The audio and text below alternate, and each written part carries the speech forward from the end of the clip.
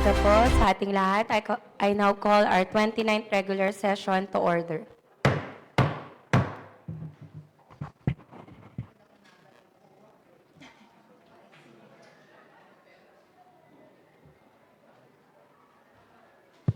Magandang umaga po sa ating lahat. Ang ating pong panalangin ay sisimulan ng kagalang-galang Tinyefes.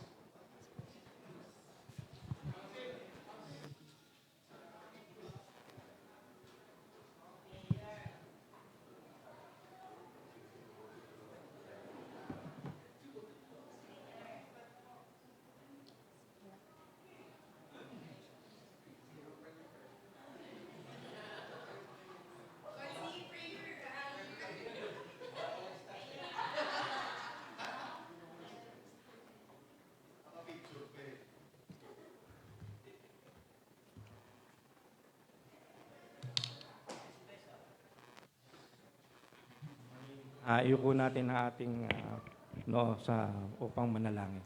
Panginoon, maraming salamat sa biyayang ibinigay mo sa amin at maraming salamat sa umagang ito.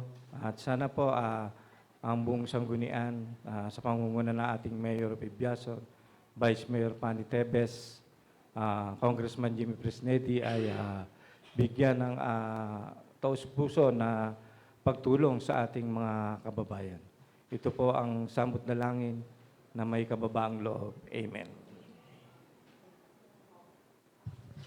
Ang ating pong lupang hinirang at ang marcha ng Muntinlupa.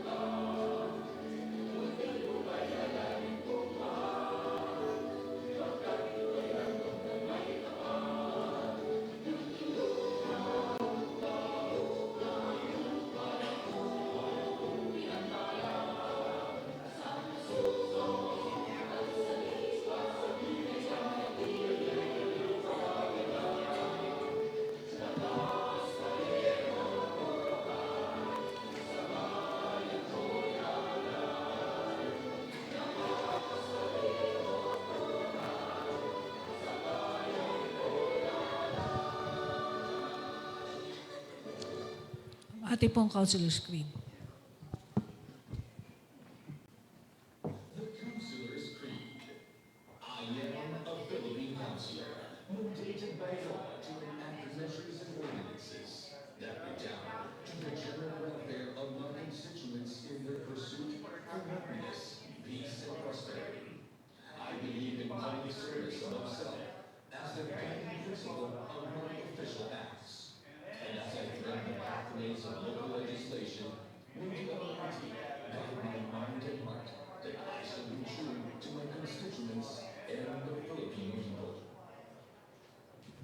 Nadak po tayo sa ating attendance.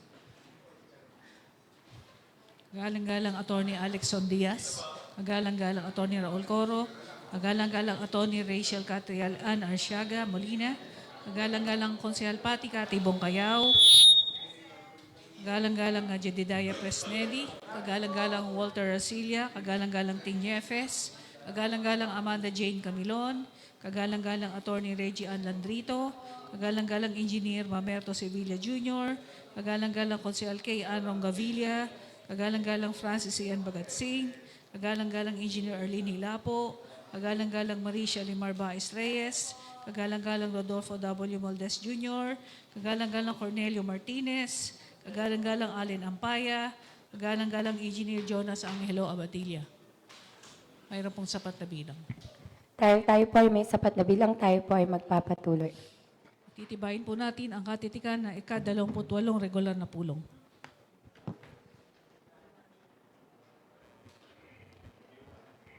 Majority Floor Leader, Councilor Attorney Raul Coro, you are recognized.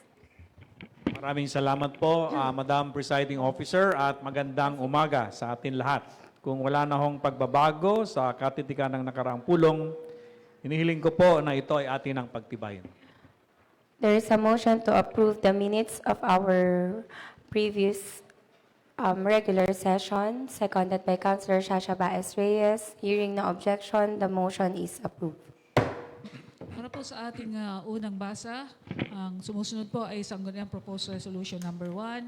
Ito po ay application for accreditation ng mga sumusunod. FDA Employees Multipurpose Cooperative na may pahatirang sulat sa FDA Compound Civic Drive, Philinvest Corporate City, Alabang.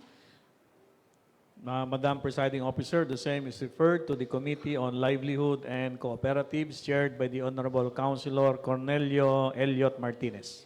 Ang susunod po ay Generation 1 Service and Multipurpose Cooperative with address at 4th floor, Unit 401, Alabang Business Tower, 1216 Acacia Avenue, Madrigal Business Park, Ayala, Alabang. The same is referred to the Committee on Livelihood and Cooperatives chaired by the Honorable Councilor Cornelio Elliot Martinez. RITM Multipurpose Cooperative na mayroon pong address sa RITM Philinvest Corporate City, Alabang. The same is referred to the Committee on Livelihood and Cooperatives chaired by the Honorable Councilor Cornelio Elliot Martinez. Susunod po ay Mamatid or Kabuya Laguna Festival Mall, Transport Services and Multipurpose Cooperative.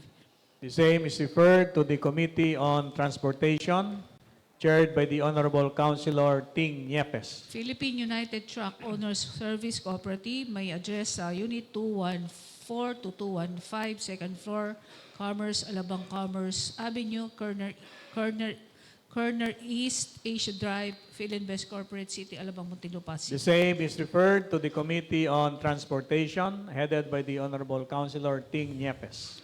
South Green Heights Village Homeowners Association with address at South Green Heights Village, Putatan. The same is referred to the Committee on Rules, Ethics, and Privileges under my chairmanship. Susunod po ay sangguniang proposed ordinance, an ordinance adopting and localizing the implementing rules and regulations of Republic Act Number 1165, otherwise known as Instituting a Policy of Inclusion and Services for Learners with Disabilities in support of Inclusive Education Act for application within the territorial jurisdiction of Muntinlupa Madam City. Presiding Officer, the same is referred to the Committee on Education and the Committee on Persons with Disabilities, with the Committee on Education as the lead committee, chaired by the Honorable Councilor Jedediah Presnedi. Kalawa po ay proposed ordinance on the imposition of local taxes, fees, and charges on registered business enterprises availing of tax incentives prior to the effectivity of the Corporate Recovery and Tax Incentives for Enterprises or CREATE Act. Madam Presiding Officer, the same is referred to the Committee on Ways and Means, Kaapat chaired po, by the Honorable Councilor Mamerto Sevilla Jr. kaapat po ay proposed ordinance suspending the imposition and collection of illegal fees and taxes relative to the transport of goods and products. The same is referred to the Committee on Ways and Means, chaired by the Honorable Councilor Mamerto Sevilla Jr. Para po sa executive endorsed proposed resolution, ito po ay letter of commitment and mutual non-disclosure agreement between the City Government of Philippine and Philippine Health Insurance Corporation for the implementation of group enrollment program, whereby the City Government facilitates the enrollment and collects and remits the premium contributions of the following sectors to PhilHealth: pregnant women, barangay health workers, job order employees, volunteer workers, vendors, drivers, community indigent with no income, residents with no capacity to pay premiums, and those who are not yet PhilHealth members and are incapable of paying premiums. The same is referred to the Committee on Social Services and Development, as well as the Committee on Rules, Ethics, and Privileges, with the Committee on Social Services and Development, chaired by the Honorable Councilor Amanda Mandy Camilon, Arlene Hilapo. as the lead committee. Arlene Hilapo, Arlene Hilapo. Arlene Hilapo. Kaanin po ay pro forma memorandum of agreement between the DILG NCR office and the City Government of Muntinlupa for the establishment of local infrastructure learning The hubs. same is referred to the Committees on Engineering, Public Works, and Infrastructures, and the Committee on Disaster Resilience and Management, with the Committee on Engineering, chaired by the Honorable Councilor Ryan Bagatsing, as the lead committee. Kapito po ay memorandum of agreement between the San Beda College Alabang and the City Government of Muntinlupa on the implementation of the Bleeding Partner of Muntinlupa Blood Services Program in coordination with the Philippine Blood Center, the City Health Office, the Asian Hospital and Medical Center, and the Jose Reyes Memorial Hospital, and the Tondo Medical Center in advancement of the Sanduguan Project of the SBCA. Madam Presiding Officer, the same is referred to the Committee on Health and Sanitation and the Committee on Education, with the Committee on Health and Sanitation, chaired by the Honorable Councilor Amanda Camilon, as the lead committee.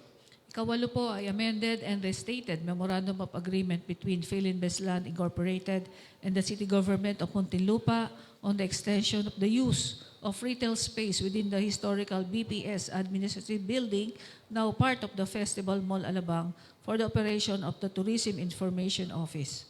Madam Presiding Officer, the same is referred to the Committee on Tourism, Culture, and the Arts, chaired by the Honorable Councilor Shasha Baez Reyes. Okay. Ang susunod po, Executive Endorsed Proposed Ordinance. Ito po ay loan application of San Roque de Alabang Multipurpose Cooperative in the amount of 1 million The pesos. same is referred to the Committee on Appropriations and the Committee on Livelihood and Cooperatives, with the Committee on Appropriations as the lead committee. Para po sa ating unang ulat, ito po ay ulat ng Committee on Livelihood Cooperatives chaired by the Honorable Councilor Martinez, who conducted this public hearing last January 22 on the application for accreditation of the following: Golden Gate Credit Cooperative, Amcor Technology Philippines Employees Cooperative, GSIA Employees Multipurpose Cooperative, Kawasaki Employees Multipurpose Cooperative, pinagkaisa at nagkakaisang manggagawa ng R. Hortaleza Multipurpose Cooperative at Park Homes Multipurpose Cooperative. Yes po. Councilor Cornelio Martinez, you are recognized. Good morning. Good morning Vice po. Mayor, yes. Committee report. Honorable Stephanie Tebes Wong, Vice Mayor, Presiding Officer, Sangguniang Panlusod. True. Honorable Councilor Attorney Raul Coro, Majority Floor Leader. Dear Ms. Presiding Officer, respectfully submitting to you the report of Committee on Livelihood and Cooperative on the result of public hearing held on January 22, 2020 at Sangguniang Panlusod Session Hall, ground floor, People Center Building, City Hall, regarding the application for the accreditation of the following. 1. Golden Gate Credit Cooperative with office address of Stall 7 Part Homes, Commercial Center, Barangay, Tunasan, Muntinlupa. 2. Angkor Honor Technology Philippines Employees Cooperative with office address of Kilometer 22 East Service Road, South Superhighway, Barangay Kupang, Muntinlupa.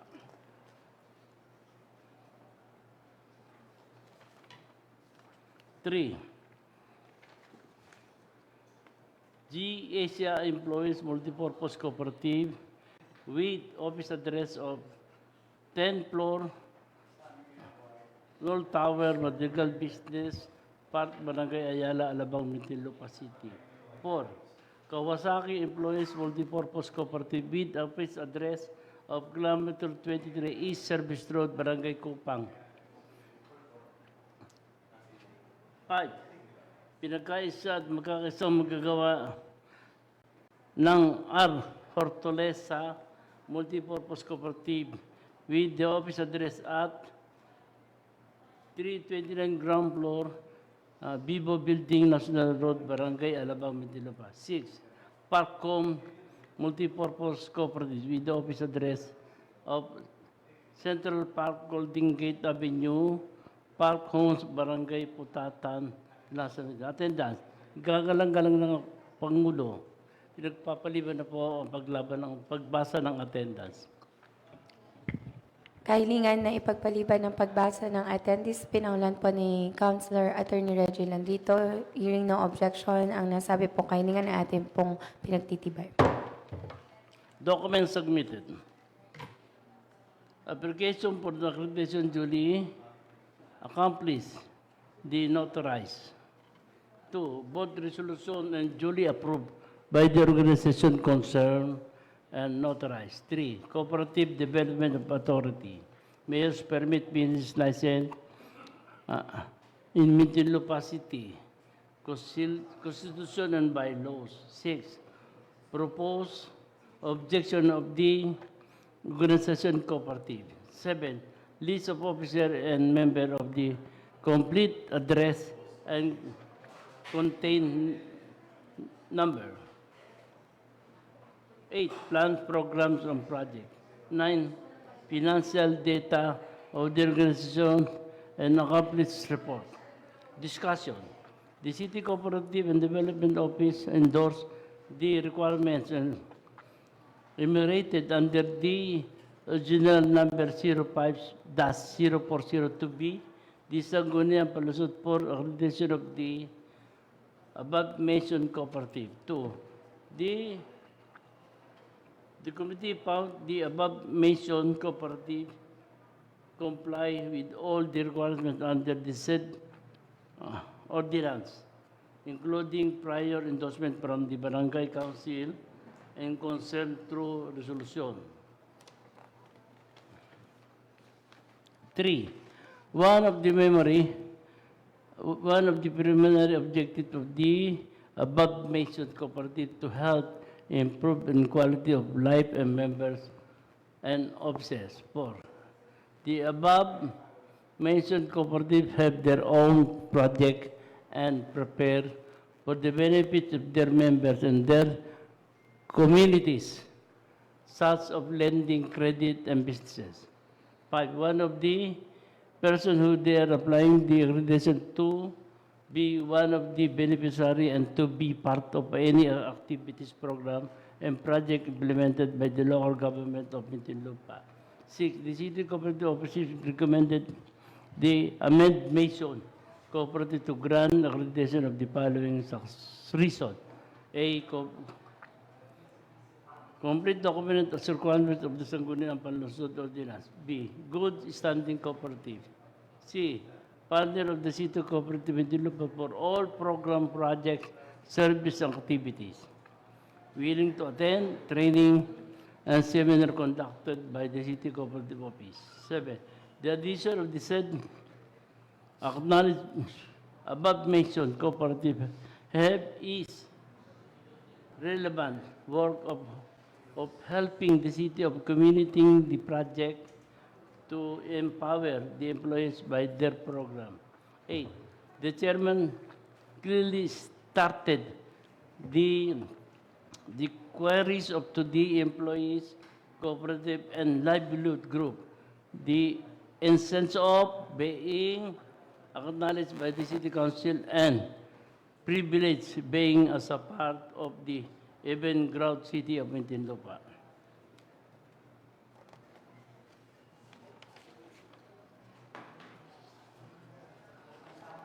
Recommendation. The committee hereby recommended that the above resolution granting the application for the accreditation of the Golden Gate Cooperative, Angkor Technology Employees Employee Cooperative, G-Asia Employee Multipurpose Cooperative, Kawasaki Employees Multipurpose Cooperative, pagkakasad magkakaisang manggagawa, Artulesa Multipurpose Cooperative, and the Park Multipurpose. Respectfully submitted, Consial Cornelio Martinez as the chairman, Consial Amanda Jane Camilon as vice chairperson, Councilor Anthony Rolcoro, Majority Floor Leader, Councilor Jonas Angelo Abedilla, Member, Councilor Walter Arcilla, Member, Councilor Marie Ciario Baez, Member, Councilor Pati Bongkayo Barreto, Member.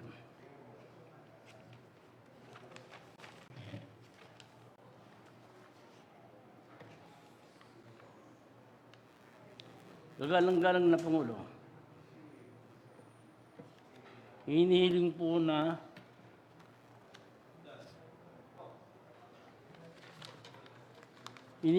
sana buksan ang period ng pag-amyenda. What is the premenda, ma'am? Motion to suspend the internal rules. Any second? Seconded by Councilor Arlene Hilapo. Hearing no objection, the motion is approved.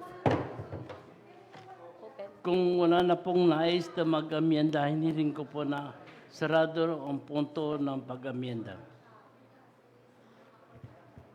Motion to open the period of discussion, seconded by Councilor Amanda Jane Camilon. Hearing no objection, we are now in the period of discussion. Meron po bang nais na magtanong o maglinaw?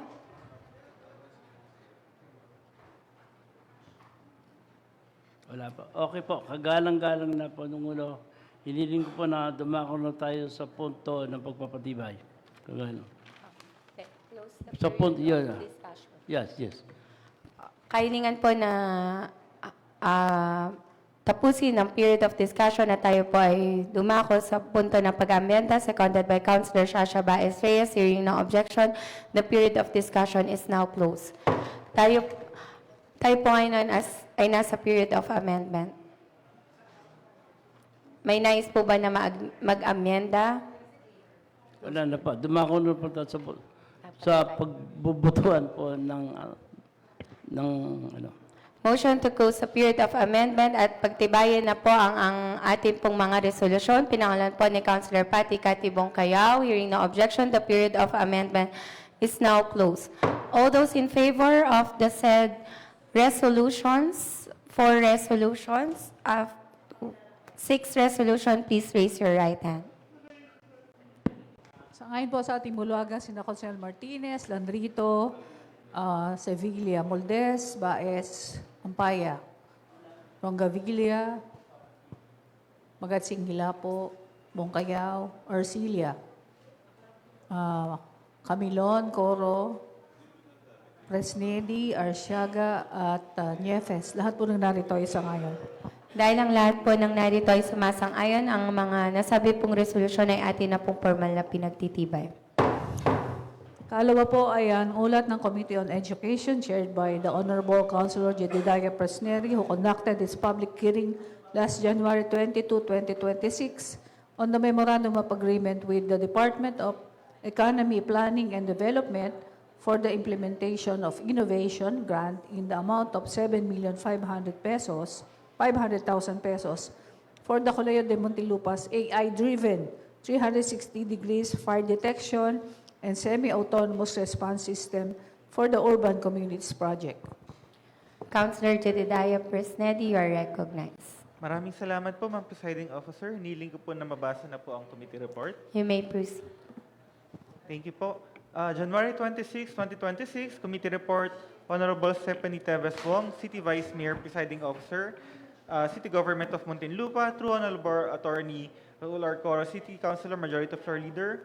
Dear Vice Mayor Teves Wong, respectfully submitting to you the report of the Committee on Education on the result of the public hearing held on January 22 at the session hall regarding the Memorandum of Agreement between the Department of Economy, Planning and Development, represented by Rosemary G. Edelion, PhD, Undersecretary of the Policy and Planning, and the City Government of Muntinlupa, represented by Mayor Rosano Rufino Biazon, City Mayor, through the Colegio de Muntinlupa, represented by Teresita C. Fortuna Seso III, President, on the implementation of an innovation grant in the amount of 7,500,000 for the AI-driven 360 degrees fire detection and semi-autonomous response system for Urban Communities Project. Nihiling ko po na hindi na po basahin ang attendance at ang documents submitted. Motion to dispense the reading of attendees and documents submitted, seconded by Councilor Attorney Reggie Ann Landrito. Hearing no objection, the motion is approved. As for the discussion, the public hearing was held to discuss the Memorandum of Agreement between the Department of Economy, Planning and Development, DepDev, represented by Rosemary G. Edelion, PhD Undersecretary for the Policy and Planning, and the City Government of Muntinlupa, represented by Rosano Rufino B. Biazon, City Mayor, through the Colegio de Muntinlupa, represented by Teresita C. Fortuna, CS3, President, on the implementation of an innovation grant in the amount of 7,500,000 for the AI-driven 360-degree fire detection and semi-autonomous response system for Urban Communities Project. Colegio de Muntinlupa applied for a grant from the Department of Economy, Planning and Development on the proposed AI-driven 360 degrees fire detection and semi-autonomous response system for Urban Communities Project, which was subsequently approved by the DepDev Committee. The DepDev grant is given to the government and academic institutions for innovative projects. Yung DepDev po, ito po yung dating NEDA. And the Department of Economy, Planning and Development shall appropriate the sum of 7,500,000 as financial grant to Colegio de Muntinlupa for the proposed project. The CDM shall conduct research and development to improve the disaster response capability of the city government of Muntinlupa and its stakeholders.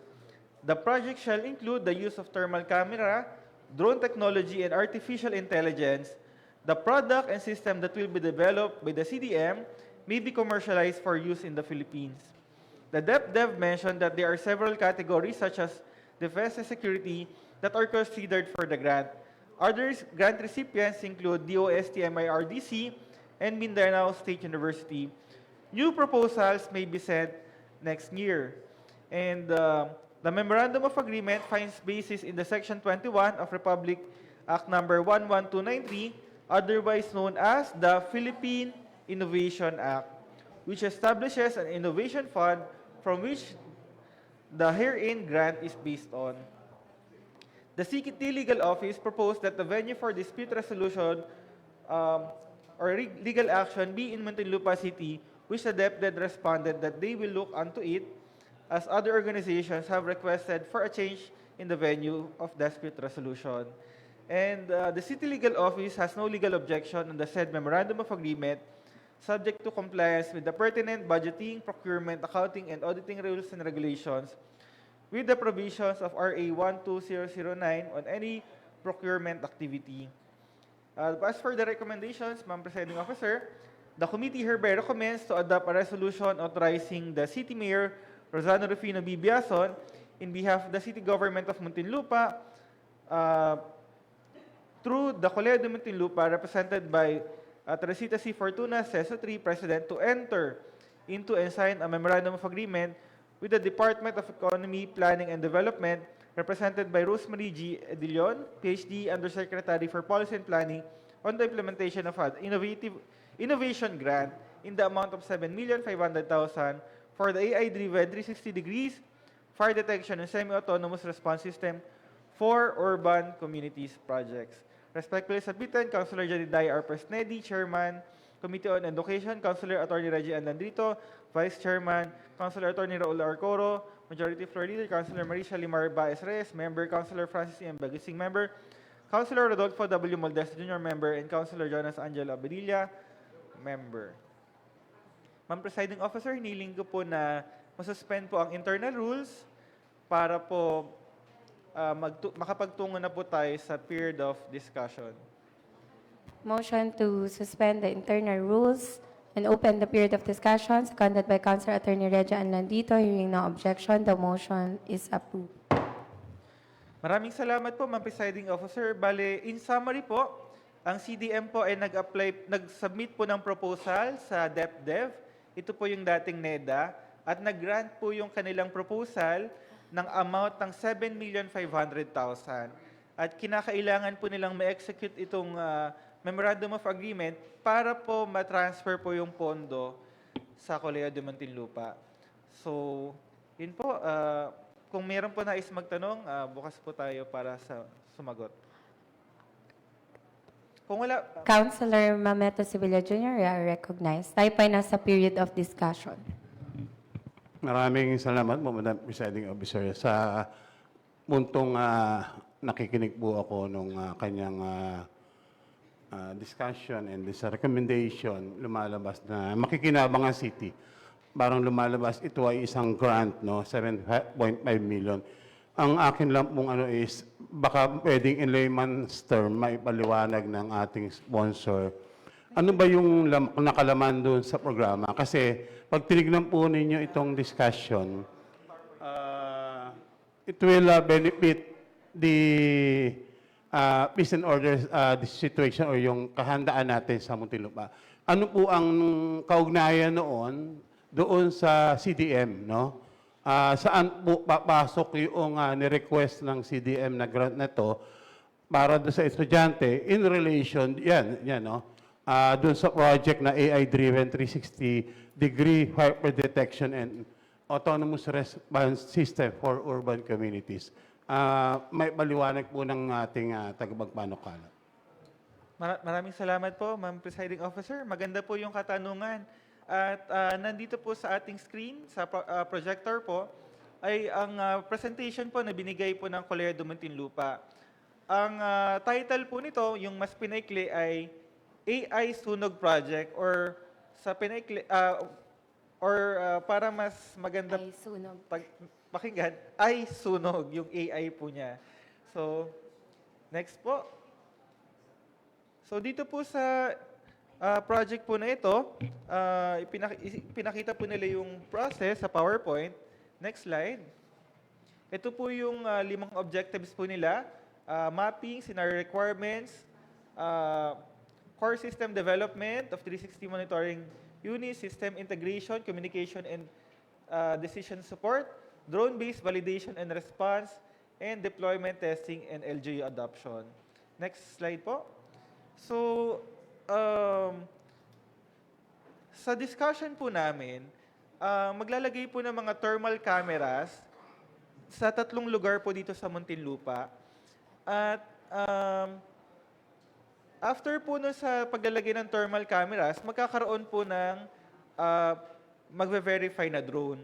Doon po sa AI technology, pag nakita po kasi ng thermal camera, papatungan po nila ng lalagyan po nila ng training data yung artificial intelligence para mas madaling ma-identify kung yung lumabas ba sa thermal camera ay sunog o hindi or kung ano man po yung nakita nila.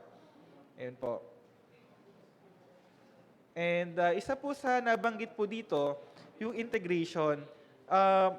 Basically po, meron pong kinrate na command center doon po sa Colegio de Muntinlupa. Meron pong grant yung DOST ng Mobile Command Center at eventually po, in the application po nitong research na to, magkakaroon ng integration ng command center mula po doon sa existing sa DDRM at existing po sa PNP, ay i-connect na rin po yung sa CDM.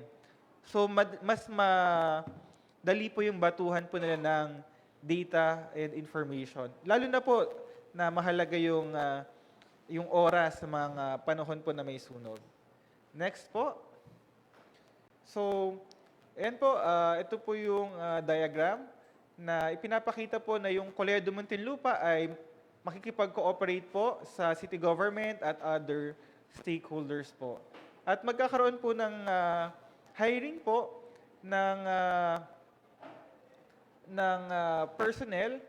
Meron po doon sa AI researcher, meron po doon sa systems integration and communication researcher, and isa pong community-based disaster risk and policy researcher.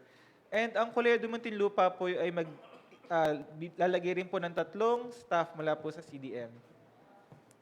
Next slide po. Yun. So, yun po. Yun po, Madam Chair, mga ating tagapagpanukala. Curious lang ako kasi, bakit through the CDM and through the DepEd dumaan yung programa? Samantalang ang pinag-uusapan natin is disaster risk mitigation, but hindi ang may national, naman yung DRRM, yung National Risk Reduction Office sa national, or through the DOST. Ano yung obligasyon ni CDM? Will this program, dahil advanced naman yan, AI ang pinag-usapan, will be integrated doon sa curriculum ng CDM? O anong participation ni CDM dito? Nabanggit po ninyo bakit hindi po dumaan sa DDRM. Yung type of funding po kasi nito is yung under po doon sa Innovation Act po natin, na ang pinopondohan po nila is yung Hindi mga pala DepEd. innovation po na ginagawa ng mga academic institutions at government offices. Okay. Meron nga po nabanggit na parang nagagamit pa nga po sa Philippine Army, Philippine Navy, at nakakagawa po sila ng drone. So, it's not exclusively for disaster response, Yeah. but the proposal of CDM is on disaster response because it's more on research and technology po. So, Research and development. Ang talagang ang lead agency is DOST. DepDev. Yun po yung dating NEDA. O yung dating NEDA. Nasa kanila po yung pondo. Yung Sa NEDA. nasa po. NEDA, So ang DepDev. nag-request, Madam Chair, is the CDM. Yes po, Ma'am Presiding Officer. CDM po ang nag-request sa DepDev, at dahil under po natin yung CDM, ay syempre po, City Mayor The po mayor yung ang ipirma. ipirma. So, doon sa curriculum ng CDM, no, alam naman natin, siyempre, eskwelahan siya. Ang may nabanggit ka pa nga, may mag-hire dahil merong command system, siyempre, dito, magmo-monitor. Ano ang koneksyon ni CDM doon sa curriculum nila, dito sa magiging memorandum of agreement, or sinamantala lang ni CDM yung pagkakataon na magamit nila to, baka mapag-aralan. Ganun ba yung sitwasyon natin dito? As for the curriculum, wala naman po dun sa written curriculum na directly mag-change, but rather yung Training. wala naman pong discuss na training dun sa estudyante per se. Yeah. Pero syempre po yung exposure po ng estudyante dun sa research and development, at meron po kasi mga teachers na or mga staff na ma-involve. So indirectly na or matatap po nila yung mga estudyante or i-connect po nila doon sa ongoing research. So, in a way, yung technology yung dala-dala nitong project na to, yun yung gustong i-harness ng CDM, baka mai-adapt nila doon sa estudyante nila, makuha nila kung paano ginagawa, ganun ba? Yes po. Yung mga matututunan po ng teachers and staff is maipapasok po nila. And curriculum po kasi is not just kung ano yung nakasulat, kundi yung kabuuan ng experiences ng isang estudyante. So, in a way, kung hindi man nakasulat dun sa classroom na syllabus po nila, pero yung makapunta po sila dun sa research, makadaan po sila, curriculum in a general sense is pasok po yun. Doon sa program mo, Madam Chair, no, itong 365 detection, kaninong concept? DOST, NEDA, or Proposal, no? si CDM ang nagbigay sa NEDA na, mayroon kami ng, bigyan nyo kami ng grant, gagawin namin to. Kaninong concept yon? Ma'am Presiding Officer, yung innovation grant, existing na po ito sa DepDev. Okay. Nag-propose po si Coleo de Muntinlupa sa DepDev. And kaya ko po nabanggit yung DOST kasi there's another project po with DOST ang CDM for the command center. And marahil ito po yung connected din sa 5% po kasi ng government funds. Kaya sasaksakan po yung mga ganun. At nakaka-connect naman po ang CDM. At kailangan lang po din nila ng suporta po mula sa city government at authorization para fully po nila ma-process yung mga request po tulad na ito, Ma'am Presiding Officer. Kasi Ma'am, Madam Chair, yung curiosity ko, kasi marami palang mga ganito na pwede nating sunggaban or take for consideration na mahingi natin, no?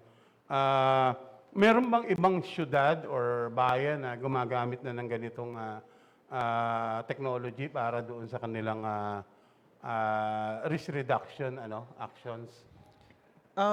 For the examples po na nabigay, ang nabanggit po kasi yung ibang grantees po nung Innovation Fund, which is another school, Muntinlupa State University, and yung DOST na MIRDC. But as for the application po nitong study na ito, wala naman po nabanggit. But during the public hearing, nag-inquire po tayo sa DDRM and nabanggit po nila na magkakaroon po sila ng purchase po ng drone in the near future. Muntinlupa State University or Mindanao State University? Yung Mindanao State University po yung nag-grant din. Nag-grant din. Pero ang meron na pong drone technology, magkakaroon ng drone technology po ang DDRM po natin in the near future. Ipiniliwanag ba bukod doon sa pinresent mo, Madam Chair, no? Kung paano gumagana itong technology nito? Kasi nabanggit na merong sensor na ilalagay sa 3 site. Kunyari may kasunog sa isang site, nakukuha niya, nadidetect niya yung init. Ganun ba yung hinahanap dito? With the thermal camera po, Oo. doon po papasok yung madidetect and sa pagkakaalam ko po, although hindi po na-discuss ng public hearing, gumagamit po ito ng infrared para makita po yung changes in the temperature. But as for the details po nung application po nito, yung 3 thermal camera, yung verification po ng drone, at yung pagbato po sa command center ng city, ay yung buong process po na yun po yung sasaklawin ng research at yun po yung napondohan po ng 7,500,000. Yes, Madam Chair, no? Kaya lang, hindi naman ako against. So I'm fully in favor of this program. Unang-una dahil grant ito. Pangalawa, medyo high technology na siya. And pangatlo, it will help yung ating community na ma-address yung ganyang scenario na with the help of a high-tech gadget, ay makikita natin na meron palang pwedeng makatulong kung ma-detect yung ating mga sunog dito. So, yun lang po, Madam Chair, na naging curious lang ako dun sa programa. Maraming salamat. Marami pong salamat. Tayo po ay nasa period of discussion pa rin po. Kinikilala po, Councilor Arlene Hilapo. Good morning po, Madam Chair. Kanina po nabanggit ng ating kasamang konsehal, Jedi Fresnedi, na 3 lang po yung infrared na ilalagay 3 areas. sa buong Muntinlupa na po ba iyon? Or may specific area lang ng parang pinaka, pilot area? With regards po dun sa thermal camera, ito po kasi ay ilalagay po sa mataas po na lugar at syempre may poste pong mataas. At hagip naman po siguro yung buong Muntinlupa. On another hand naman po, na-discuss din po ng public hearing na meron din pong existing na cameras po ang DDRM. So magsusupplement po yung dalawang agencies po natin, DDRM tsaka CDM, para po matugunan po agaran yung mga pangangailangan po sa community patungkol po sa sunog. Which area po kaya yung lalagyan ng tatlong infrared? Hindi ko po maalala yung exact, but may nabanggit po na parang area po sa poblasyon, tapos meron pong isa pa sa District 2. Yun po, baka sukat po ata yun. But ano naman po, most likely hagip naman po yung kabuuan. Ma'am Presiding Officer. Kasi malaki po yung radius na yon from sukat to poblasyon. So, sana maging specific po kung ilan, kung gaano kalaki yung kayang hagipin nung infrared camera para po mas specific tayo. Kasi maganda po itong programa na to. Maganda itong magiging tie-up natin with DepDev. But then, syempre, mas maganda po kung detalyado po talaga na maintindihan din natin kung gaano kalaki o gaano kalawak yung sakop o radius nung infrared camera para syempre po may knowing din tayo na ganito pala ka-high-tech yung gagamitin na innovations na para dito sa fire detection po sa atin. Thank you. Thank you po. Oo. Thank you po. May magtatanong? Hindi. Off the record. Sige.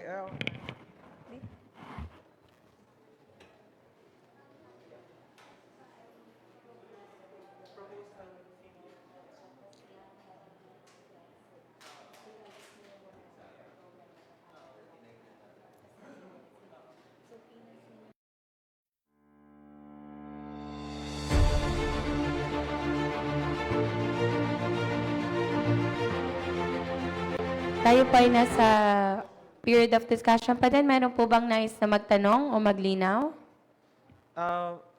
Councilor Patty Katibong Kayaw, you are recognized.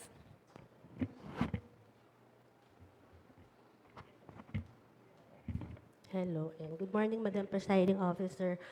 First, I would like to manifest my full support to the passage of this resolution because, and to commend si Ma'am Teresita because actually, since 2021, when it comes to science and technology STEM programs, nag-excel talaga ang CDM with the initiative of Ma'am Fortuna.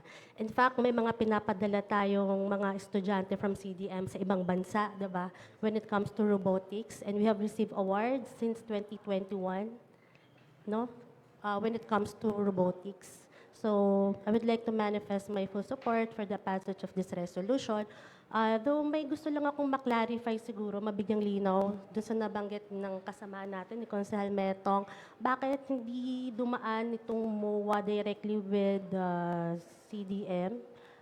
Kasi I guess, diba, I think, bakit hindi dumaan yung MOA directly with CDM and DepDev? Yan. Kailangan sa city because it's still a state university. Tama po ba? Thank you po, Ma'am Presiding Officer.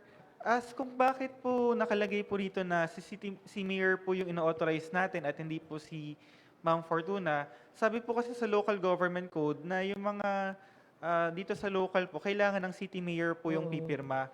And hindi rin po kasi natin na, hindi pa po local economic enterprise yung Colegio de Muntinlupa. So yung budget po niya ay city government pa rin po talaga. Ayun po. So, Sige. So ano yung magiging role ni city government with this project? parang, kumbaga po ang city government, siya po yung pinaka-mother na organization. Under po niya yung CDM at yung CDM po yung may partner sa NEDA. So kung ano man po yung gagawin ni CDM, dahil under po siya ng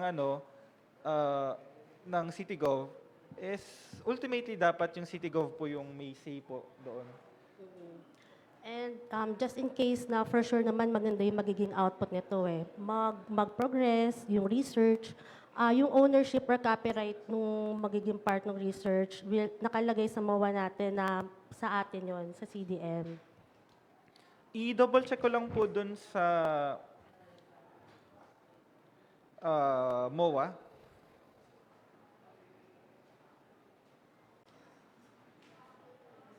But ang intention po kasi nitong, ang intention po nito is yung commercialization. So kung ano man po yung technology na madedevelop is for commercialization. Pero yung copyright or yung ownership is still under CDM ba sa city? I-verify ko lang po. Wala tayong internet. Opo, iniling ko po na mag-recess lang po tayo saglit, Ma'am Presiding Officer. 1 minute recess.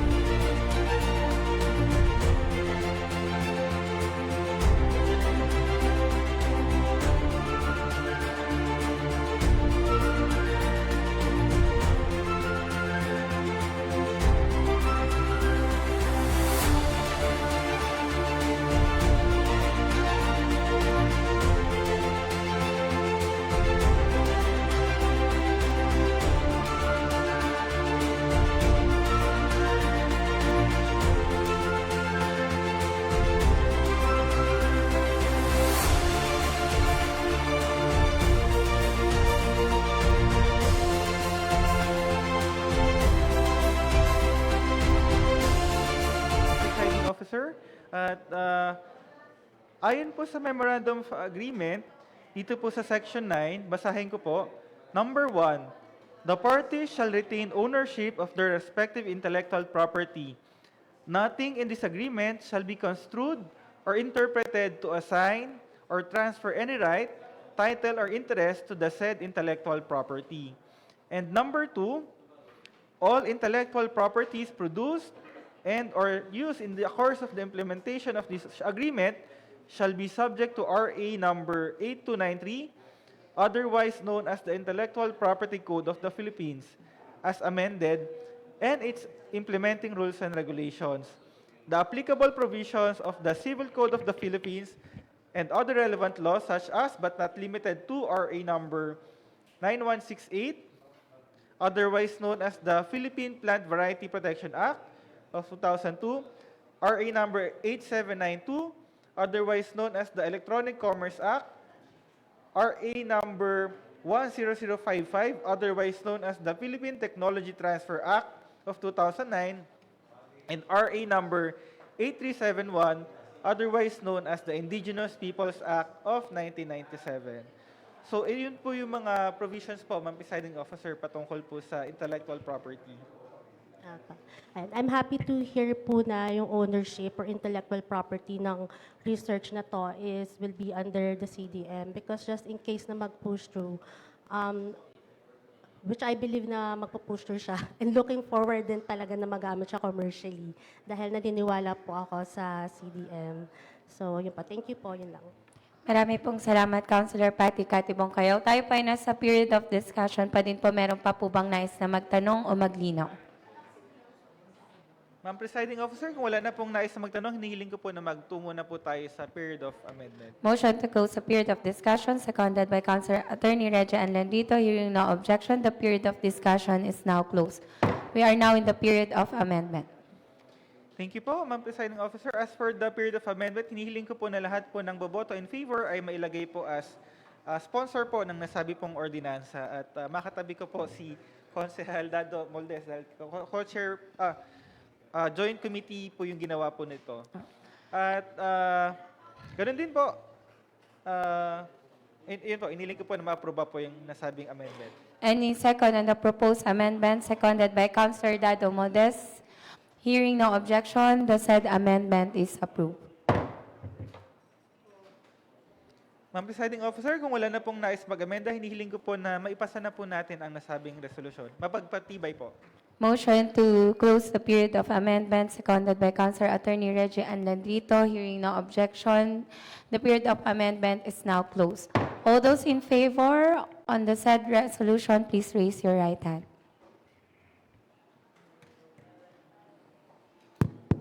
Favor are Councilors Presteni, Arsiaga, Coro, Nieves, Camilon, Diaz, Bongayao, Hilapo, Abadilla, Magatsing, Rongabilia, Presnedi, Reyes, Baez Reyes, Sevilla, Moldes, Landrito at Martinez. Lahat po nang narito ay sa ngayon. Dahil ang lahat po ng narito ay sumasang-ayon, ang nasabi pong resolusyon ay formal na pong pinagtitibay. Sunod po ay ang ulat ng Committee on Culture and the Arts, chaired by the Honorable Councilor Jedediah Presnedi, who conducted this public hearing last January 22, 2026, on an ordinance providing guidelines on street art and advocating for creating expression in the city of Muntinlupa. Councilor Jedi Presnedi, you are again recognized. Maraming salamat po, Ma'am Presiding Officer. Niling ko po na mabasa po ang committee report. You may proceed. January 26, 2026, committee report, Honorable Stephanie Teves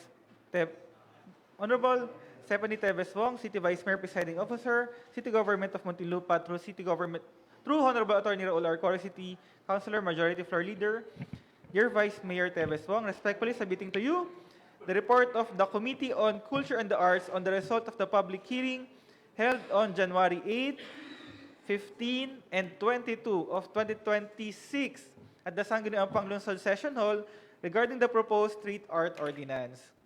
As for the documents submitted at attendance, nihiling ko po na hindi na po basahin isa-isa.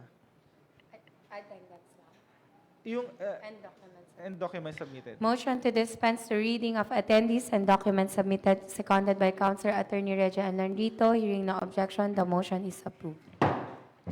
As for the discussion, the public hearings were held on January 8, 15, and 22 of 2026 to discuss the proposed street art ordinance.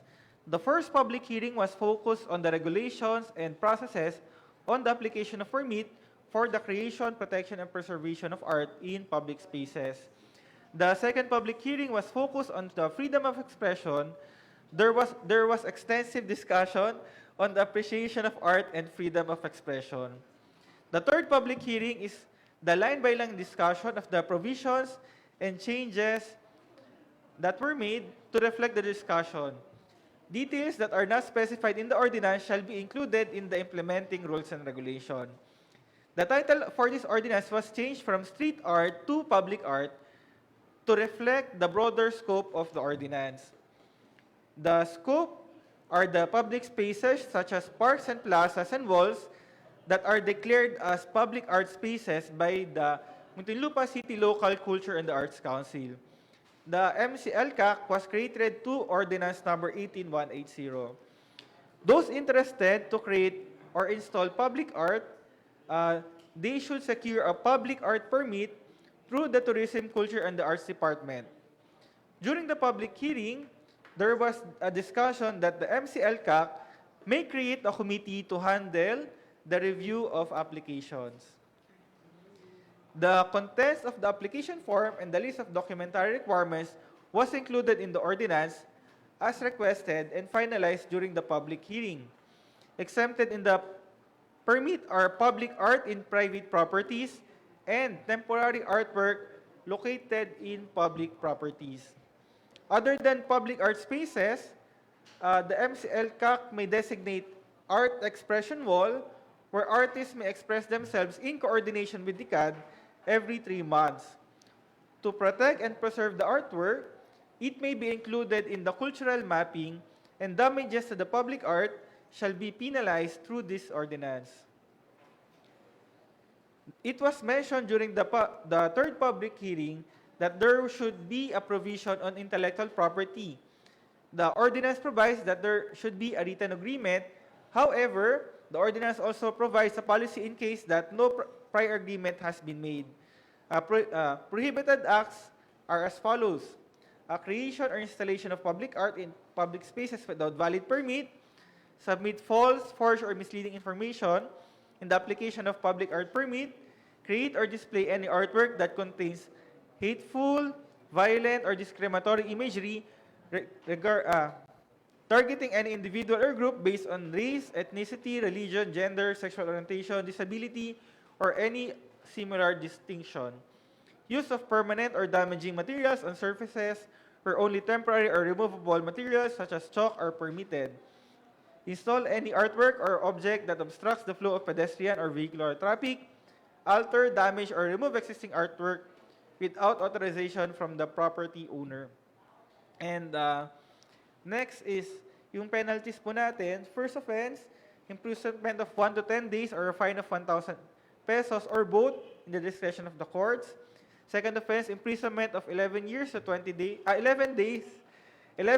days or a fine of 3,000 pesos or both in the discretion of the court. And third offense, imprisonment of 21 to 30 days or a fine of 5,000 pesos or both in the discretion of the court. Ma'am Presiding Officer, the committee hereby recommends to enact the Public Art Ordinance. But yung po sa changes po kasi na ginawa namin, mas maganda po siguro makakuha na po ulit ng panibagong legal opinion po para mas klaro po lalo na po dun sa intellectual property. Ayun po. But hiniling ko po since tayo naman po ay nakapag-suspend ng internal rules, at least may makakuha po ng discussion po patungkol po dito sa proposed ordinance. Motion to open the period of discussion, seconded by, any second po, Councilor Jonas Abadilla. Hearing no objection, the motion is approved. We are now in the period of discussion. Councilor Mameta Sevilla, Jr., you are recognized. Maraming salamat po, Madam Chair. No? Isang magandang ordinance na naman itong pinapasok ng ating tagapagpanukala kasi in a way, magkakaroon tayo ng direction doon sa cultural aspect naman ng ating pamumuhay sa lungsod ng Muntinlupa. No? Alam naman natin ang kasabihan, ang culture and art, yan ang espiritu ng, ng atin, ng paglilingkod. No?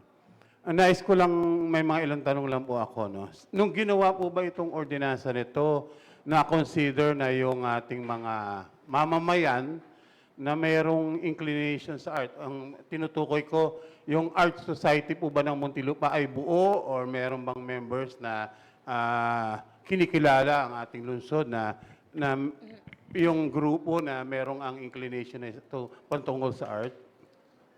Thank you po, Ma'am Presiding Officer. Nag-invite po tayo ng mga stakeholders and through Ma'am Tess, in-invite po ang Muntinlupa Art Society and nasabihan naman po sila pero parang hindi naman po sila... Kasi, Madam Chair, kaya ako naitanong, siyempre, kukunin mo rin yung damdamin nila or yung posisyon nila pag gumagawa tayo ng ordinansa kasi it could affect them in a way doon sa kanilang gustong mangyari, no? At alam naman natin, kahit naman saan lugar, merong grupo or samahan. Hindi ko kaya tinatanong ko nga, dito ba sa Muntinlupa is established na meron tayong art society or art group, ganyan? Meron po mga samahan. Ang na-invite ko po yung isang group. Ang nag-represent po si Mr. Julius Soson, yung parang Masinlag Art Group. Okay. Pero yung sa Muntinlupa Art Society na isa pong grupo, naisend naman po ni Ma'am Tess Navarro po yung copy ng ordinance and hindi naman po sila nagpunta and parang off the record po. Parang parang sabi kasi ba't pa kami pupunta diyan? Ano bang meron? Parang gano'n. Binaliwala. Ay, Anyway, andyan naman po at meron naman palang naimbita. Through the course po ng ordinansa, Madam Chair, napag-usapan po ba ano ang mga medium na yung sinasabing mga public spaces? Ano-ano ba yan? thank you po. Nandito po sa proposed ordinance yung sa draft, yung po sa kung ano-ano po yung public space at ano po yung mga possible mediums but hindi naman po nililimit doon sa section 3.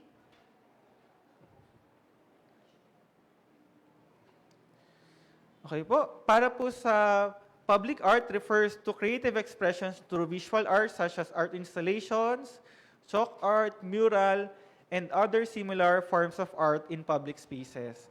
At yung public spaces naman po ay defined as areas open to public such as parks, playgrounds, plazas, streets, sidewalks, and other similar areas. And idagdag rin po natin yung public art spaces refers to areas designated by the city government through the MCLCAC where artists may be permitted to create or place public art. And one more question, Madam Chair. Does this ordinance limit kung ano man yung laman nung doon or yung ginagagamitin sa art niya? Meron bang restriction? Halimbawa, kung ang art niya is through sa painting or what, meron bang ibinabawal na dapat ito yung ano mo, expression mo, yung ano tawag dito, malalaswa or meron against sa gobyerno, meron bang particular section dito sa ordinance na meron ganon?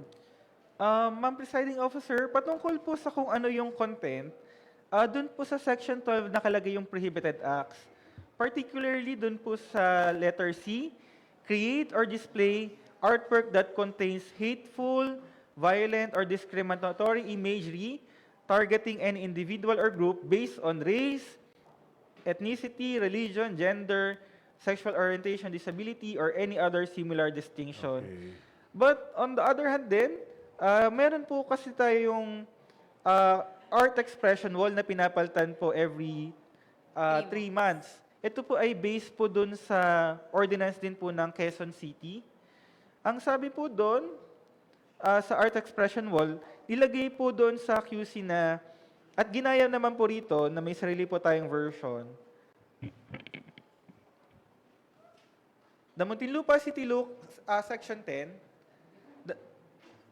the Muntinlupa City Local Culture and Arts Council may designate an art expression wall within a specified public art space where artists may express themselves. Such paintings or artwork shall remain on the wall for a maximum period of 3 months in order to give chance to other artists who may want to express themselves as well. and have scheduled the same with the TICAD, provided that no political artwork shall be allowed within 6 months before Election Day, as may be identified by civic society organizations or people's organizations representatives in the MCLCAC. So, dalawang klase po, public spaces po, tulad po ng mga parks, plazas, but mayroon din po tayong art expression wall. Kung if there will be changes po dun sa lugar, dapat po makipag-coordinate po muna sa TICAD. And dun po sa spaces po natin, kailangan po nilang mag-secure ng permit at documentary requirements. Sa requirements naman po, written consent ng property owner, administrator, clearance from the office of the building official, and favorable endorsement from the city architect's office. But for the art expression wall, wala naman pong specific na siguro sa TICAD lang po, i-coordinate lang po nila. And as long as hindi po yung displaying hateful or violent discriminatory imagery na targeting any individual or group. Yes, Madam Chair, no? And lastly, ang nabanggit naman kanina is magkakaroon ng another public hearing or legal opinion. Will it be a legal opinion na lang or i-hearing pa, Madam Chair? Ikukuha ko na lang po ng legal opinion kasi yung kabuuan po kasi nag-line by line na po kami na discussion nung pangatlong public hearing na. So, ito na po siguro yung pinaka-forma po niya. And in a sense naman po, Yung intellectual property, ano lang, kunyari, naglagay siya ng art, wala ba siyang gagaya? Parang ganun ba ang gusto mangyari? halimbawa, ang nailagay po kasi dito sa intellectual property with regards to the ownership po,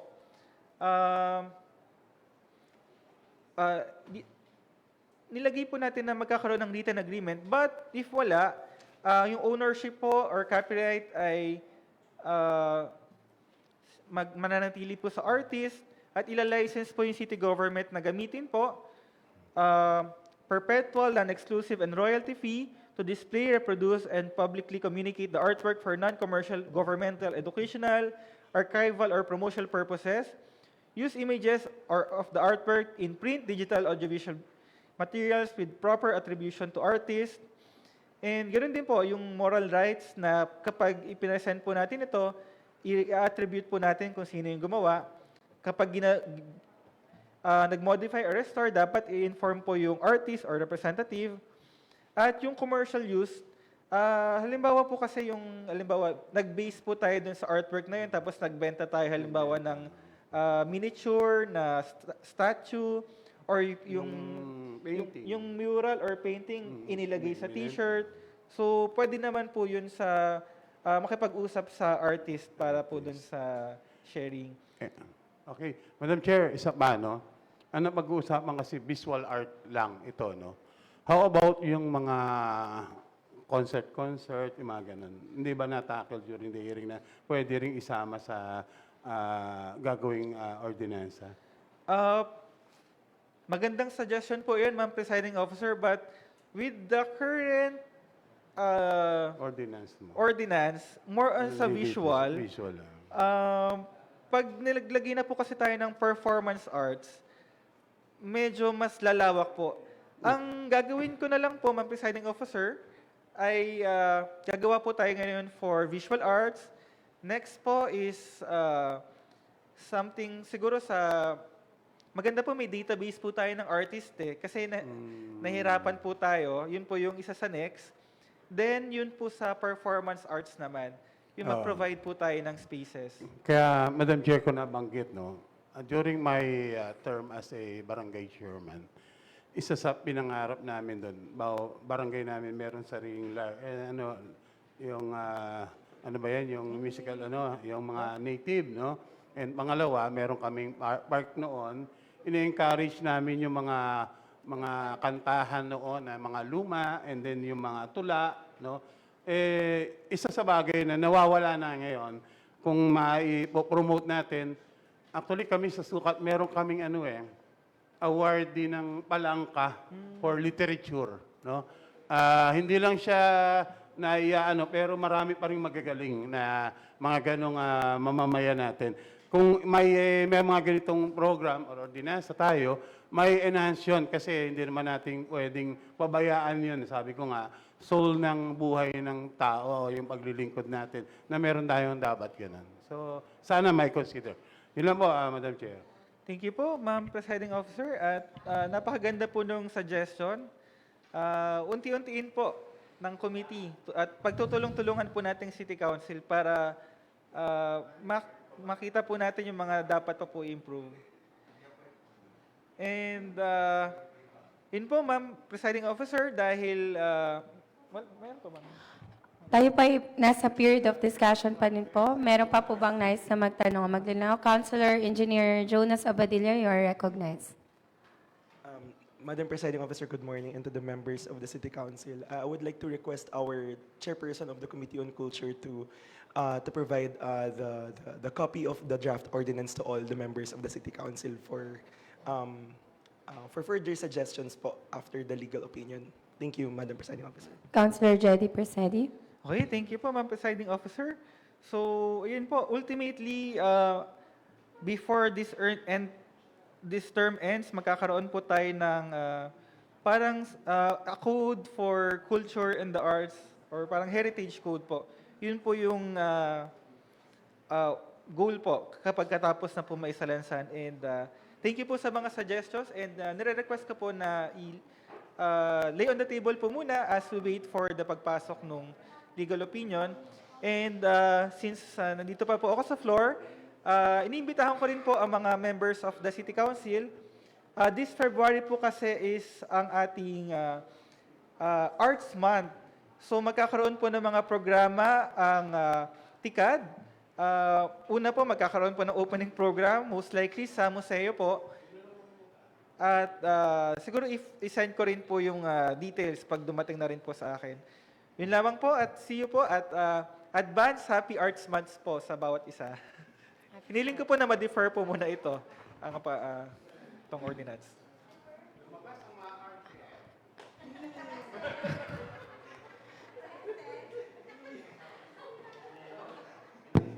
Sunod po Marami ay pong salamat. Councilor Jedy Persedy.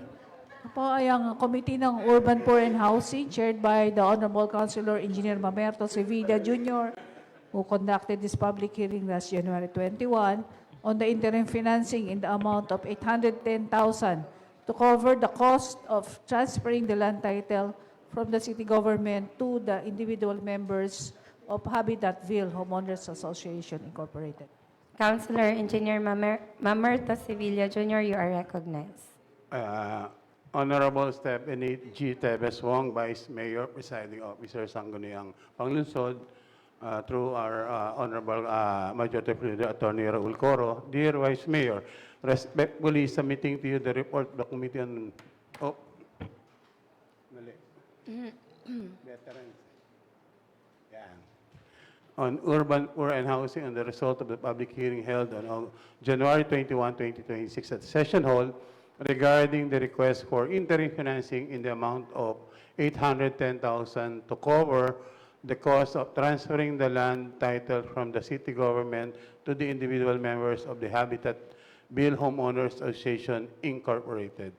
Hiniling pong wag na basahin ang listahan ng documents at ng nagsi-attend, Madam Chair. Motion to dispense the reading of attendance and documents submitted, seconded by Councilor Engineer Jonas Abadilla. Hearing no objection, the motion is approved.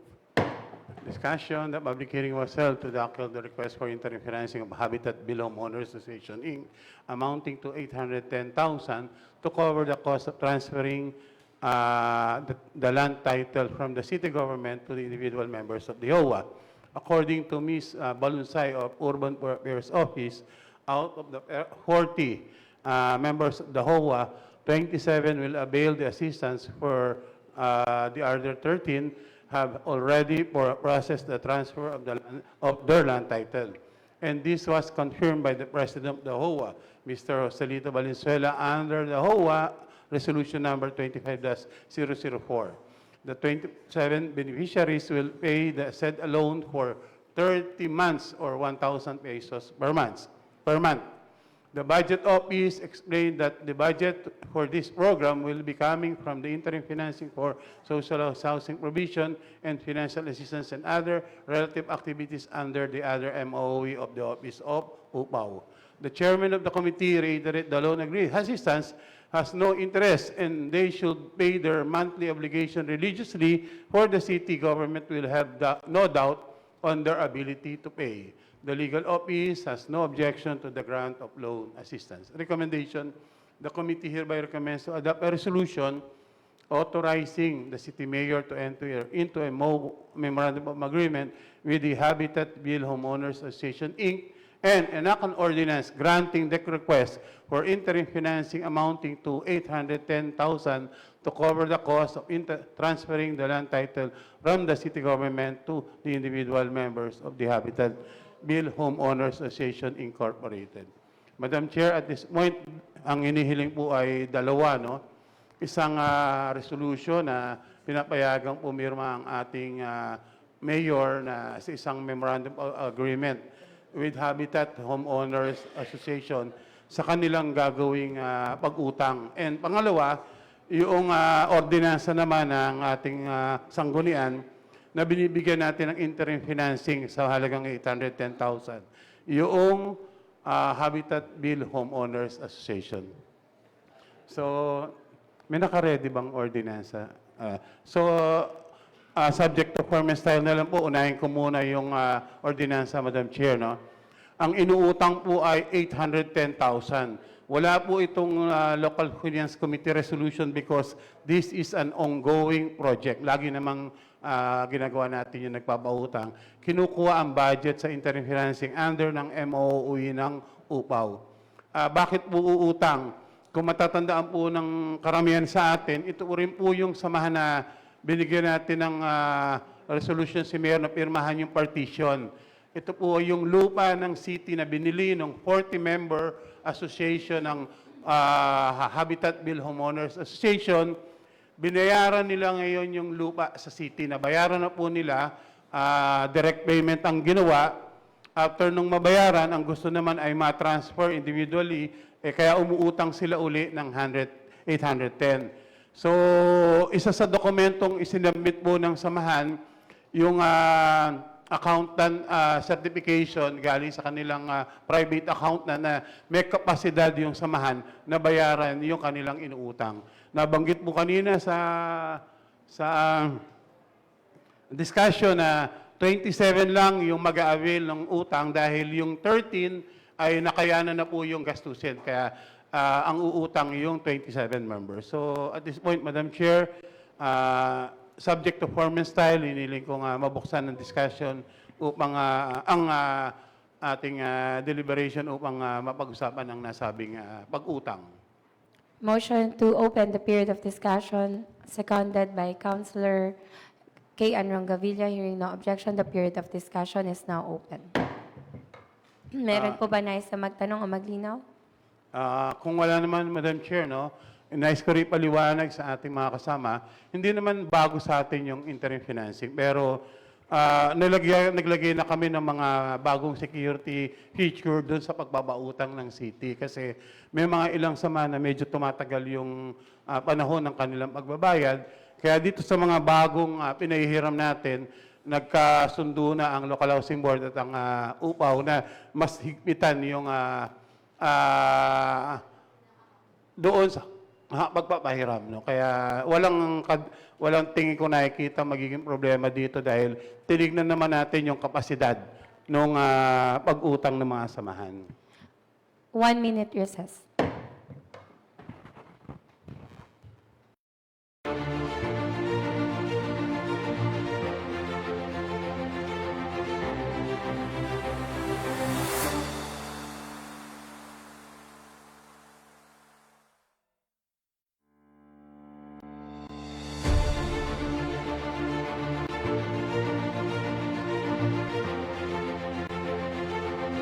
Ang nabanggit ni SEC is kung na-accredit, no, yung samahan. Kung hindi man, accredited na before. Yung renewal lang siguro ang kailangang tingnan kung marirenew. nare-renew. And mostly of this beneficiary naman ay it's either naging empleyado or empleyado ng pamahalaan kasi yun yung mga beneficiary before. No? So kung wala naman pong magtatanong, Madam Chair, hiniling kong tapusin ang period of discussion at dumako tayo sa period of amendment.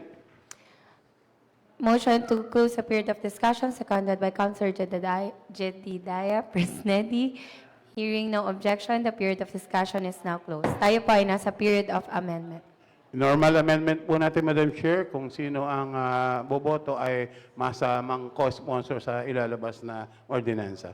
Any second on the proposed amendment, seconded by Councilor Dado Moldes. Hearing no objection, the proposed amendment is approved. Kung wala namang nais na mag-amend, hindi lang tapusin ang period of amendment at dumako tayo sa pagpapatibay ng nasabing ordinansa. Motion to close the period of amendment. Any second? Seconded by Councilor Attorney Rachel Ann Arsiaga. Hearing no objection, the period of amendment is now closed. All those in favor of the said ordinance, please raise your right hand. Para po sa ordinansa ng pagpapahiram ng papautang sa Habitat Bill na halagang 810,000 pesos. Sangayon po sa ating bulwagan sina Consel Sevilla, Moldes, Martinez, Baez, Ampaya, Longavilla, Pagatsing, Abadilla, Hilapo, Bongkayaw, Camilon, Coro, Presnedi, Arsiaga, Niefes, Teves. Lahat po na narito ay sangayon. Dahil ang lahat po ng narito ay sumasang-ayon ng nasabi pong ordinansa ay atin na pong formal na pinagtitibay.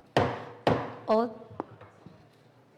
Madam Chair, katulad ng binagyo kanina, may kasama po itong resolution naman sa pagbibigay natin ng kapangyarihan sa ating punulunsod na pirmahan yung magiging kasunduan sa pag-utang. So at this point, kung wala namang magtatanong doon sa nasabing discussion dahil naipaliwanag na maigi, hiniling kong pagpatibayin po ang resolution. All those in favor of the said resolution, please raise your right hand.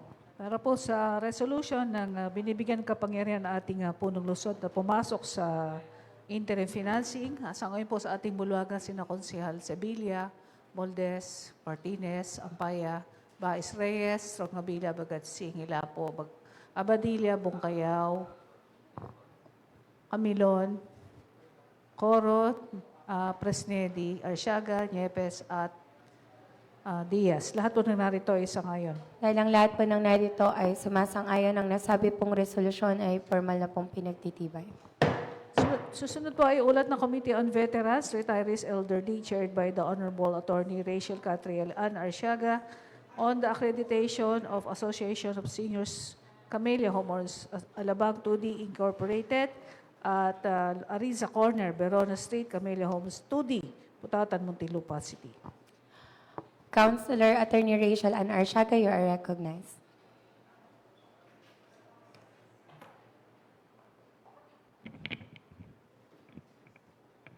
Hey, good morning po.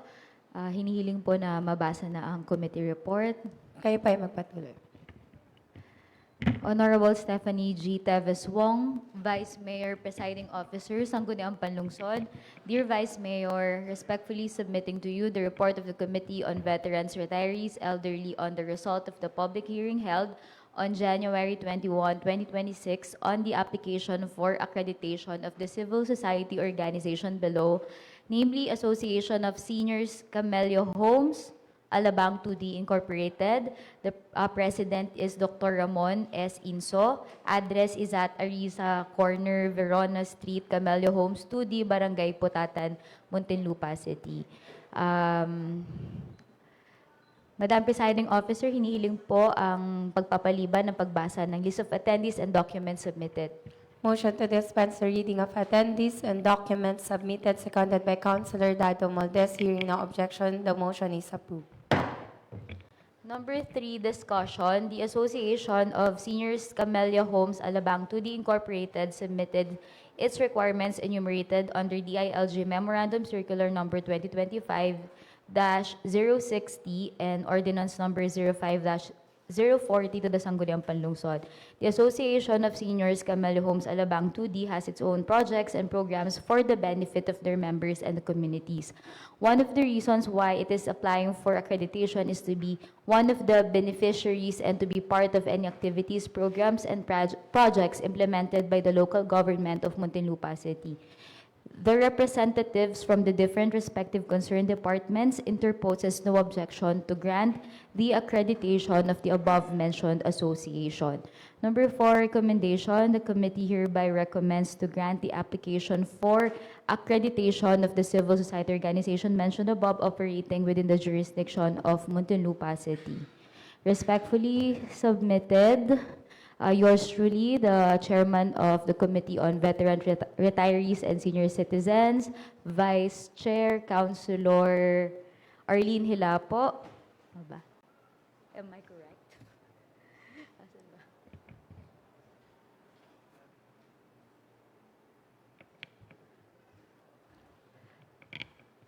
Committee.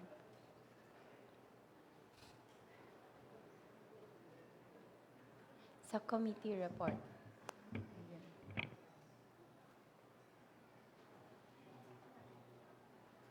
Councilor Paticati Bongcayao Barreto, Councilor K. Ann Pirong Gavilla, Councilor Walter Arcilia, Councilor Rodolfo W. Moldes Jr., Councilor Attorney Raul Arcoro as members. So, since ang ating pong internal rules ay still suspended, hinihiling po na buksan po natin ang period of discussion. Motion to open the period of discussion, seconded by Councilor Dado Moldes. Hearing no objection, the period of discussion is now open. Meron po ba nais na magtanong o maglinaw?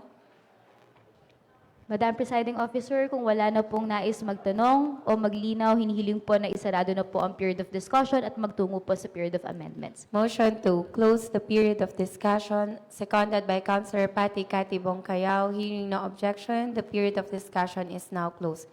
Tayo po ay nasa period of amendment.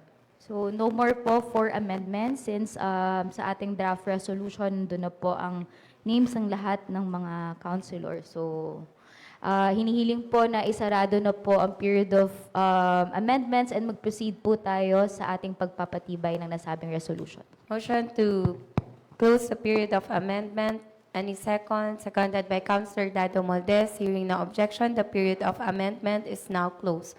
All those in favor of the said resolution, please raise your right hand. Sa ngayon po sa ating mulagan, Sena Consuela Arsiaga, Presnedi Coro, Niefes, Camilon, Diaz, Bongcayao, Abadilla, Hilapo, Rongavilla, Bagatsing, Ampaya, Baez Reyes, Sevilla, Moldes, Landrito at Martinez. Lahat po nang narito ay sa ngayon.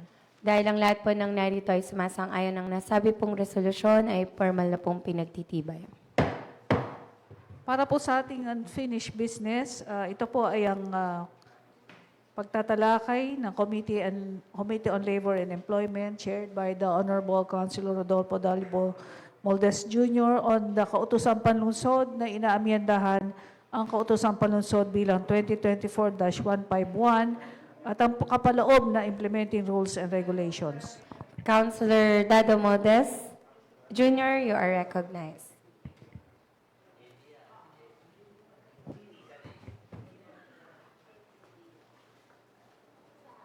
Magandang umaga, mahal na tagapangulo. Good morning po. Hinihiling po muna na ipagpaliban ng pagtalakay sa nasabing draft ordinance. Maraming salamat. The matter is deferred. Kahilingan po na ma-defer. Pinangalan po ni Councilor Attorney Rachel Ann Arsiaga. Hearing no objection. The matter is scheduled for second reading. Susunod po ay ang pagtatalakay natin ng una po ay ang proposed resolution congratulating the following Muntinlupeño athletes who gave pride to our country and the city of Muntinlupa in winning awards and recognition relative to the concluded 2025 Southeast Asian Games held in Bangkok, Thailand. This is proposed by the Councilor Engineer Jonas Angelo Abadilla. Sumusunod pong atleta ay Alia Rose Gavales, Kaila Napolis, Jairus Beterbo, Rhea Grace Cervantes, Mark Jesus San Jose at Daryl Mercado. Councilor Engineer Jonas Abadillo, you are recognized. Good morning, Madam Presiding Officer, Good morning. and to the members of the City Council. Firstly, I would like to take this opportunity to express my gratitude. Una-una po sa lahat dahil po, of course, our congratulatory message to all our Muntinlupeño athletes who won medals coming from the 2025 Southeast Asian Games held last December 9 to 20, 2025 in Bangkok, Thailand. And I would like to endorse, Madam Presiding Officer, this proposed authored resolutions to you, congratulating our very own Muntinlupeño athletes who gave pride to our country and city in winning awards and recognitions relative to the conducted Southeast Asian Games. And as mentioned by our secretary, the names of the athletes are the following. Aliyah Rose Gavales, wrestling women's freestyle category silver medalist. Kyla Napoles, Jiu-Jitsu women's category bronze medalist. Jairus Baterbo, floorball men's category silver medalist. Rhea Grace Cervantes, wrestling women's freestyle category bronze medalist. And Mark Jesus, San Jose bowling 10-pin men's category bronze medalist, and Daryl Mercado as judo bronze medalist. With this, Madam Presiding Officer, since they also are entitled to receive cash incentives coming from the city government under the program of the Mayor's Office, with cooperation with the Youth Affairs and Sports Development Office and Sports and Recreation Management Division, Madam Presiding Officer, as our token of appreciation and gratitude to their efforts, bilang mga atleta ng ating bayan, I propose these resolutions to the City Council for approval, Madam Presiding Officer.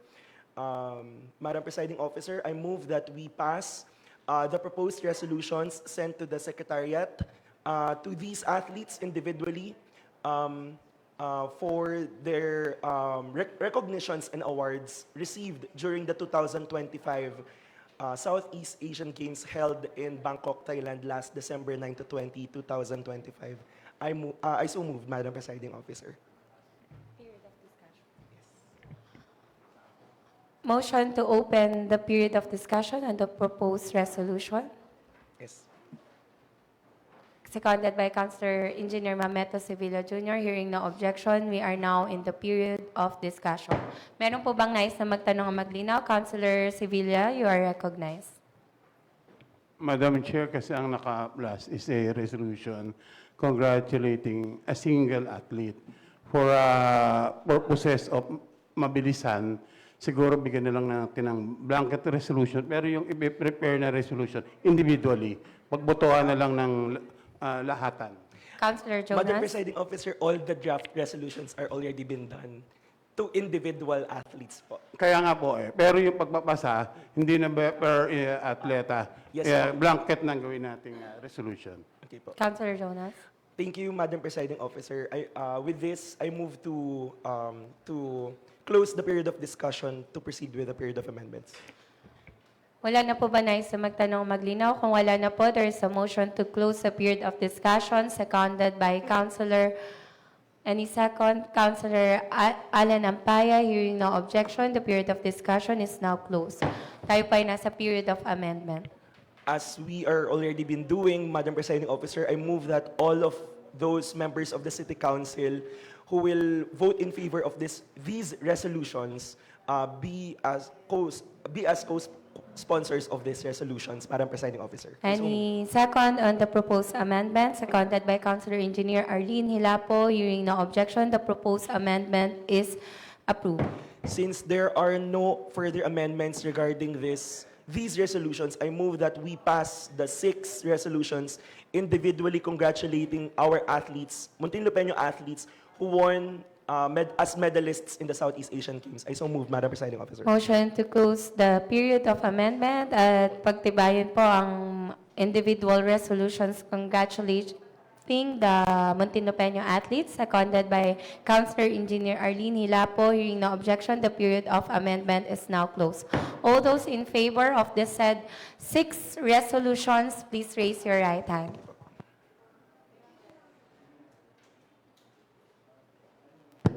Sa ngayon po sa ating bulagan, sina Konsehal Abadilla, Presnedi, Coro, Arsiaga, Niefes, Diaz, Camilon, Bongcayaw, Hilapo, Bagatsing, Ampaya, Rongabilia, Baez Reyes, Sevilla, Moldes, Martinez at Landrito. Lahat po na narito ay sa ngayon. Dahil ang lahat po ng narito ay sumasang-ayon ng nasabi pong mga resolusyon ay atin na pong formal na pinagtitibay. Para po sa ating unassigned business, ito po ay una, Ayala Alabang Barangay Ordinance 2026-01-02, an act promoting responsible pet ownership and prescribing penalties for violations thereof.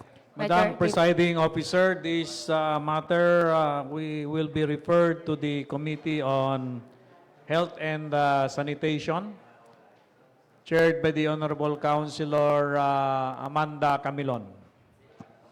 Letter B, Barangay Poblacion 2026 Annual Appropriations in the amount of 179,843,800 pesos and 93 centavos. The same is referred to the Committee on Appropriations under my chairmanship.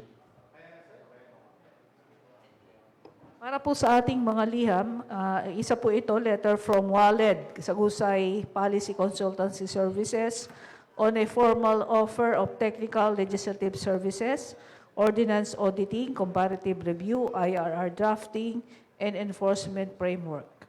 Madam Presiding Officer, this matter is referred to the Committee on Rules and the Committee on Oversight, chaired by this representation, Madam Chair. Lakot na po tayo sa ibang bagay na pag-uusapan. Before the other matters, let me correct the referral on the pro forma memorandum of agreement between the DILG NCR office and the city government of Muntinlupa for the establishment of local infrastructure learning hubs. This matter, Madam Presiding Officer, is more attuned to the Committee on Disaster Resilience and Management and not to the Committee on Engineering. So the same is referred to the Committee on Disaster Resilience and Management as the lead committee, chaired by the Honorable Councilor Patty Cathy Bongcayaw. That's all, Madam Presiding Officer. We are now in the other matters. We are now, meron po bang nais na mag-discuss? Tayo pa ay nasa other matter.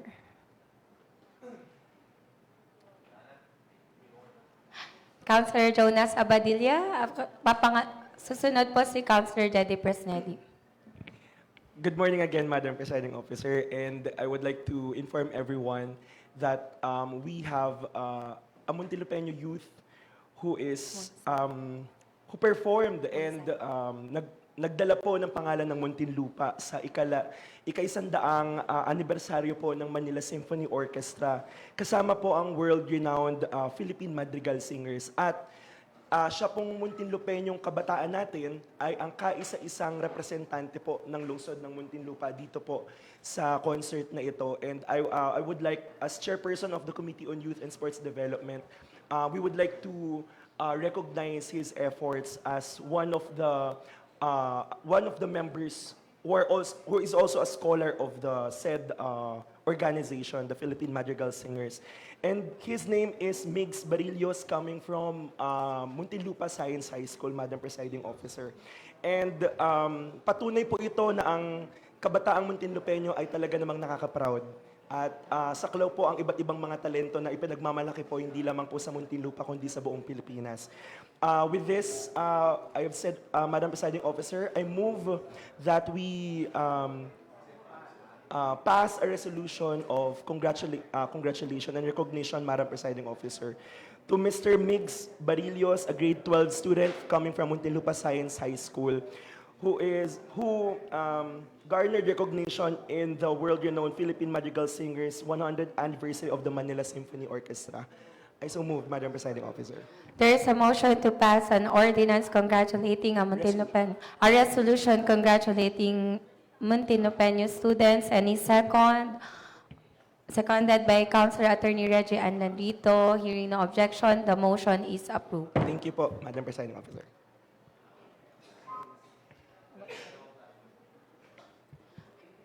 Any other matter? Councilor Jedy Presede, you are recognized. Susundan po ni Councilor Sevilla. Thank you po, Ma'am Presiding Officer. Yung sa akin po, ang i-raise ko lang po na concern, yung internet connectivity po natin dito sa session hall. Currently po kasi, kapag may public hearing po ako, Hinihiling po ang pansamantalang katahimikan. Tayo po ay nagdi-discuss pa po sa other matter. Marami pong salamat.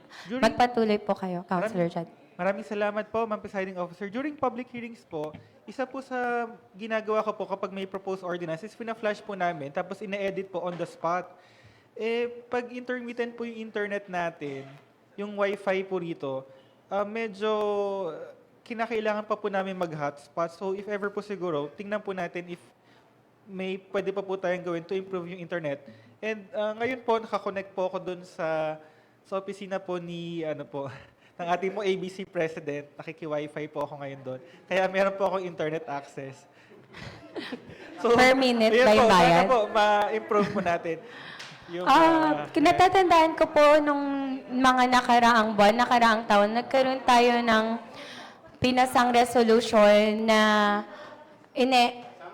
yung may booster na po ang atin pong people center at munisipyo para po mas mapalakas po yung internet connectivity natin. Councilor Dado Moldes, kung inyo pong matatandaan, nagpasa po tayo ng resolution.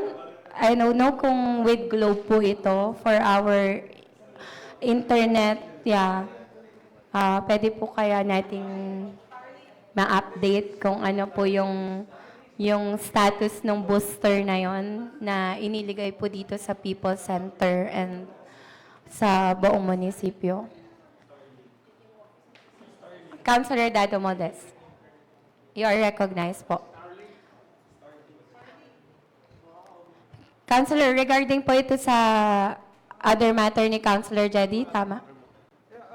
Pa-check lang po yung sa internet kasi medyo paputol-putol po yung sa atin. Yes, oo.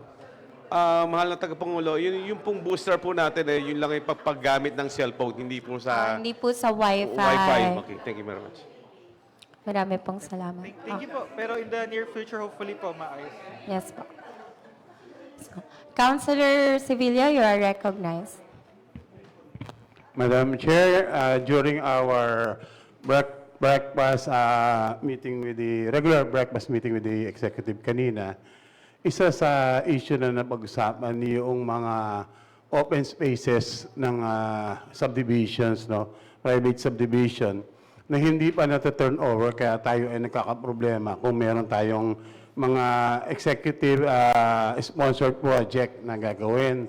So ang ng ating mahal na mayor is once and for all, hanapan ng pwedeng legislative action doon sa bagay na yon. So at this point, may I ask our majority floor leader to please refer the matter to the proper committee para makapagpatawag ng committee hearing man lang, Madam Chair. 1 minute recess.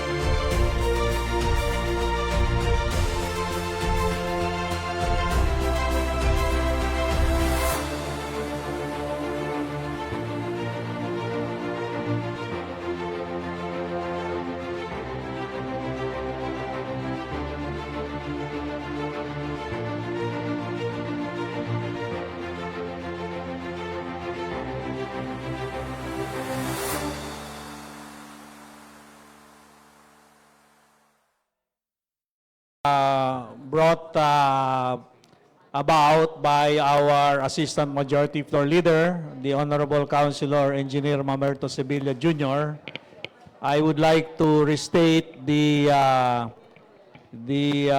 title of the proposed subject matter to be heard in a public hearing. It's the finding out the status of our subdivisions or villages which have not been issued a certificate of completion by the HLURB. Para po malaman natin kung ano po ang status, anong condition, anong situation nitong mga subdivisions na hindi po nabigyan ng certificate of completion ng ating HLURB at malaman po kung ano po ang mga susunod na hakbangin na dapat gawin kung sila po ay hindi nabigyan ng certificate of completion. So ito po ay isasanggunin natin sa Committee on Rules, Committee on Land Use and Zoning, and Committee on Patrimonial Property with the Committee on Rules as the lead committee. Thank you, Madam Presiding Officer. Thank you po, Majority Floor Leader Attorney Raul Coro. Meron pa po bang nais na mag-discuss sa other matter? Kung wala na po, Majority Floor Leader, you are recognized. Yes, Madam Presiding Officer, wala na pong ibang bagay na pag-uusapan. Nihiling ko po na tapusin na natin ang ating 29th regular session ngayong araw na ito. Bago ko po tapusin, ay meron po tayong bisita ata ng mga mag-aaral na nandito po. OJTs po ng People's ng Sanggunian. Okay, so welcome. At motion to adjourn our 29th regular session, seconded by Councilor Attorney Reggie Ann Landrito. Hearing no objection, our 29th regular session is adjourned.